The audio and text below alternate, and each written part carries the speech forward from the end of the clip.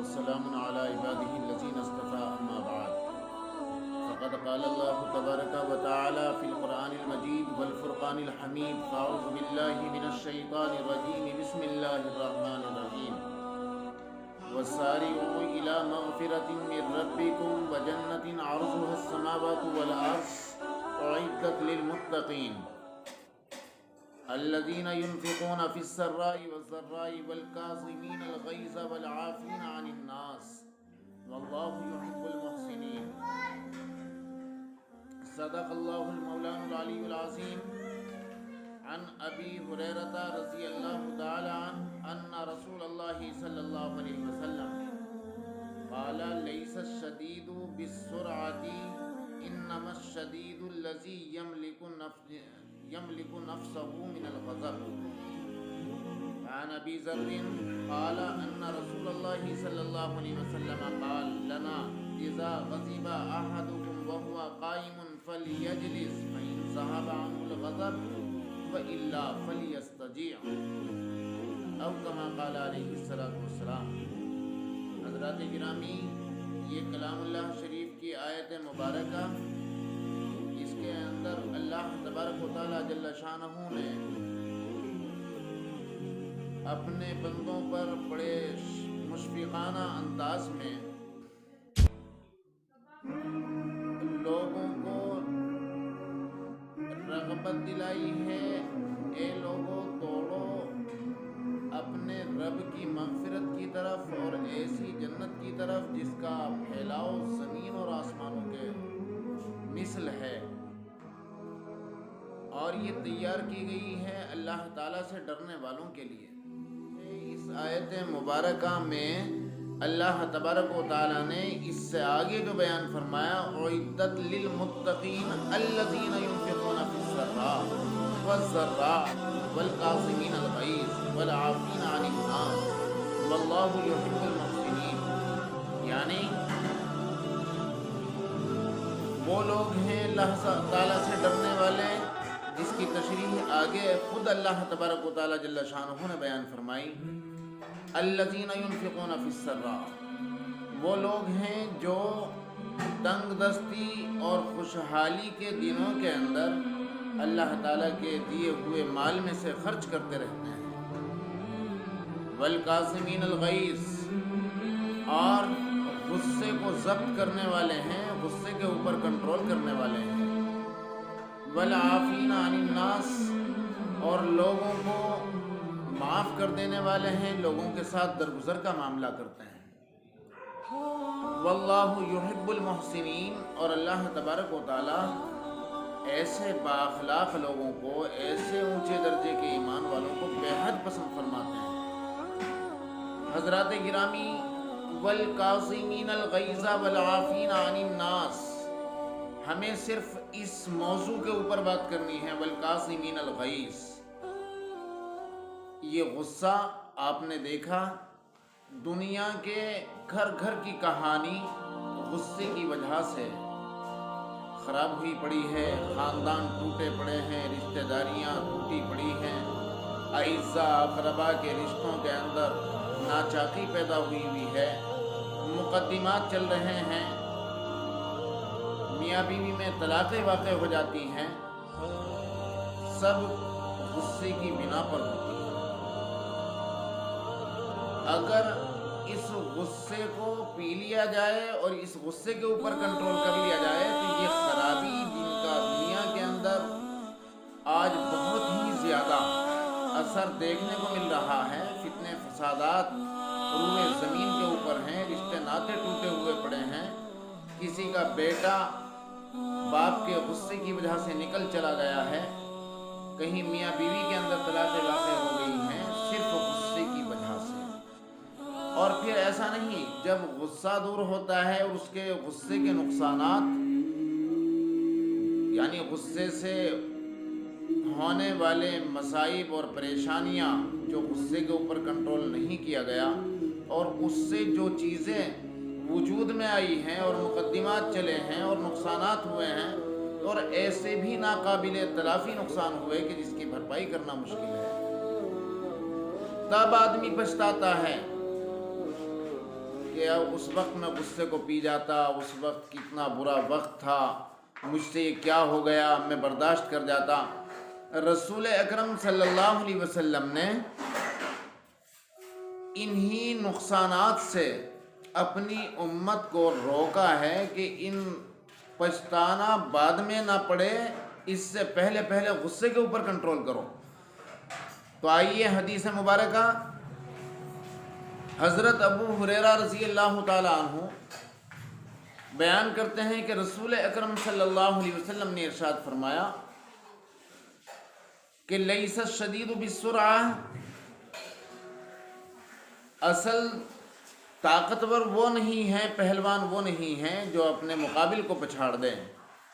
انما الشدید الذی یملک نفسہ عن الغضب، بلکہ اصل پہلوان، اصل طاقتور وہ ہے جو غصے کے اوپر کنٹرول کر لے غصے کے وقت میں۔ اس کا ایک طریقہ بتایا جناب نبی کریم صلی اللہ علیہ وسلم نے حدیث مبارکہ میں، حضرت ابو ذر غفاری رضی اللہ تعالی عنہ سے روایت ہے، ان رسول اللہ صلی اللہ علیہ وسلم قال لنا اذا غضب احدکم، جب تم میں کسی کو غصہ آئے، وہو قائم، اور وہ کھڑا ہوا ہو، فلیجلس، تو وہ بیٹھ جائے۔ یعنی غصے کے کنٹرول کا ایک طریقہ یہ ہے کہ اگر کوئی غصے کی حالت کے اندر ہے اور وہ کھڑا ہوا ہے تو اسے چاہیے کہ وہ بیٹھ جائے۔ فَإِن ذَهَبَ عَنْهُ الْغَضَبُ، اگر اس سے غصہ اس کا چلا جائے تو ٹھیک، وَإِلَّا فَلْيَسْتَجِعْ، ورنہ پھر لیٹ جائے، زمین سے چمٹ جائے۔ ایک دوسری حدیث شریف پہلے میں وہ بیان کر دوں، ان عطیہ رضی اللہ تعالی عنہ قال قال رسول اللہ صلی اللہ علیہ وسلم ان الغضب من الشیطان وان الشیطان خلق من النار وانما تطفئ النار بالماء فاذا غضب احدکم فلیتوضا۔ فرمایا ان الغضب من الشیطان، غصہ جو ہے یہ شیطان کے عملوں میں سے ایک عمل ہے، یہ شیطان کی طرف سے ہے، اور شیطان کی پیدائش آگ سے ہے، اور آگ کو بجھائی جاتی ہے پانی کے ذریعے۔ تو دو چیزیں بیان کی گئی۔ پہلی حدیث شریف کے اندر بیان کیا گیا اگر کسی کو غصہ آئے اور وہ کھڑا ہوا ہو تو اسے چاہیے وہ بیٹھ جائے، اور اگر غصہ اس بات سے چلا جائے تو ٹھیک، وَإِلَّا فَلْيَسْتَجِعْ، تو ورنہ وہ زمین سے چمٹ جائے۔ یعنی آپ نے دیکھا، ہم رات دن کے مشاہدہ کرتے رہتے ہیں کہ آگ کو یا پانی سے بجھایا جاتا ہے یا مٹی سے بجھایا جاتا ہے۔ رسول اکرم صلی اللہ علیہ وسلم نے ارشاد فرمایا غصہ بھی ایک آگ ہوتی ہے،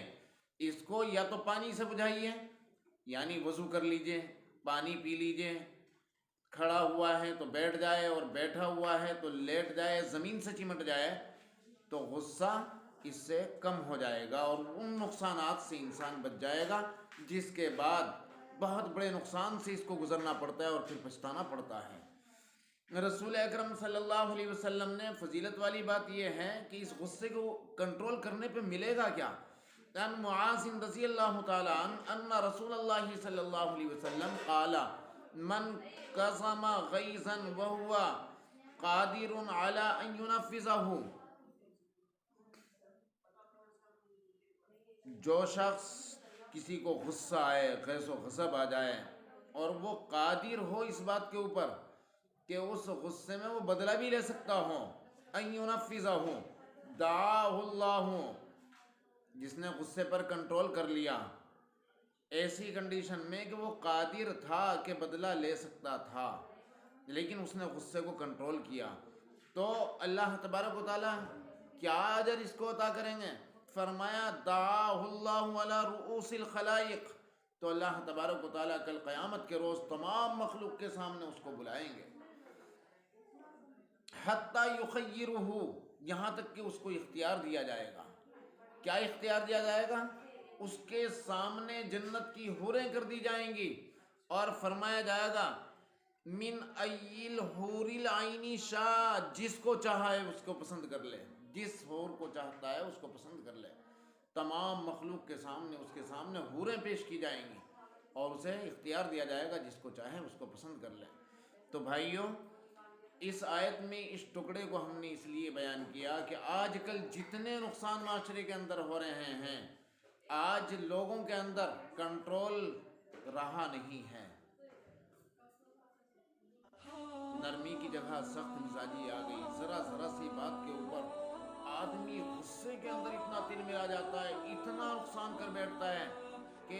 جب اس کے نقصان اس کو اٹھانے پڑتے ہیں تو اس وقت پچھتاتا ہے۔ اس پچھتاوے سے پہلے رسول اکرم صلی اللہ علیہ وسلم نے ارشاد فرمایا، ایک صحابی جناب نبی کریم صلی اللہ علیہ وسلم کی خدمت میں تشریف لاتے ہیں اور معلوم کرتے ہیں، یا نبی اللہ اوصینی، مجھے کچھ نصیحت فرما دیجیے۔ جناب نبی کریم صلی اللہ علیہ وسلم نے ارشاد فرمایا، قال لا تغضب، غصہ نہ کیا کرو۔ فردد مرارا، اس نے پھر یہی سوال کیا، ہر مرتبہ آقا مدنی صلی اللہ علیہ وسلم نے جواب دیا، قال لا تغضب۔ حضرت ابو ہریرہ رضی اللہ تعالیٰ عنہ سے ایک اور روایت، قال رسول اللہ صلی اللہ علیہ وسلم، قال موسیٰ بن عمران علیہ السلام، یا ربی من اعز عبادک عندک، اے میرے رب آپ کے نزدیک سب سے زیادہ عزت والا بندہ کون ہے؟ کون بندے ہیں سب سے زیادہ عزت والے آپ کے نزدیک؟ تو اللہ تبارک و تعالیٰ نے ارشاد فرمایا، قال من اذا قدر غفر، وہ شخص میرے لیے زیادہ معزز ہے کہ جو غصے، جو بدلہ لینے کے اوپر قادر ہو اور پھر وہ معاف کر دے۔ اذا قدر غفر، جب وہ بدلہ لینے کے اوپر قادر ہو اور وہ معاف کر دے۔ تو دوستو دعا کیجئے اللہ تبارک و تعالی ہم سب کو عمل کرنے کی توفیق عطا فرمائے، اور غصے کے اوپر کنٹرول کے جو طریقے سجھائے ہیں ان طریقوں کا استعمال کرنا، یہی تو چیزیں ہیں اخلاق نبوی۔ انہی اخلاق نبوی کو بیان کیا گیا کہ بھئی اخلاق نبوی اپنی زندگیوں کے اندر اتاریے۔ آپ کے سجدے، آپ کے رکوع، آپ کی نمازیں نہیں دیکھ رہا کوئی، بازاروں کے اندر، معاشرے کے اندر، گھروں کے اندر، بیوی کے ساتھ، بھائی بہنوں کے ساتھ، بچوں کے ساتھ، برابر والوں کے ساتھ، دوستوں کے ساتھ، معاشرے میں جن کے ساتھ واسطے پڑتے ہیں ان کے ساتھ خوش اخلاقی کا معاملہ ہو۔ اگر کوئی ایسی نازیبہ بات پیش آ جائے کہ جس سے غصہ آ رہا ہو، غصہ آ جاتا ہو، تو اس غصے کو خوش اخلاقی کے ساتھ میں اسے کنٹرول کیا جائے، اور کنٹرول کرنے کا طریقہ یہ بتایا گیا ہے۔ دعا کیجیے اللہ تبارک و تعالی ہم سب کو عمل کرنے کی توفیق عطا فرمائے۔